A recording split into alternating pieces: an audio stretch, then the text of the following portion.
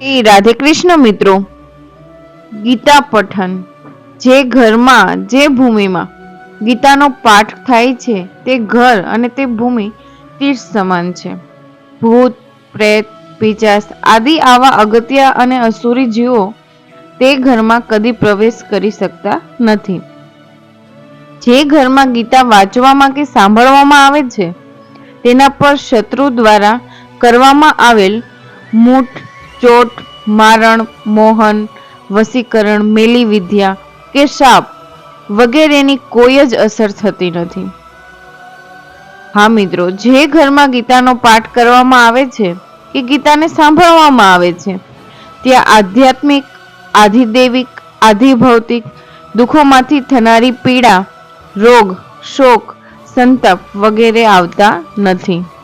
તેના પાપોનો નાશ થાય છે, દુર્ગતિ થતી નથી, ના તો તેને નરકનો ભય રહે છે અને એ ઘરમાં નિવાસ કરનાર મનુષ્યમાં કામ, ક્રોધ, લોભ, મોહ, મદ, મત્સર જેવા ભાવો ઉત્પન્ન થતા નથી અને ભગવાનમાં અટલ શ્રદ્ધા અને ભક્તિ ઉત્પન્ન થાય છે.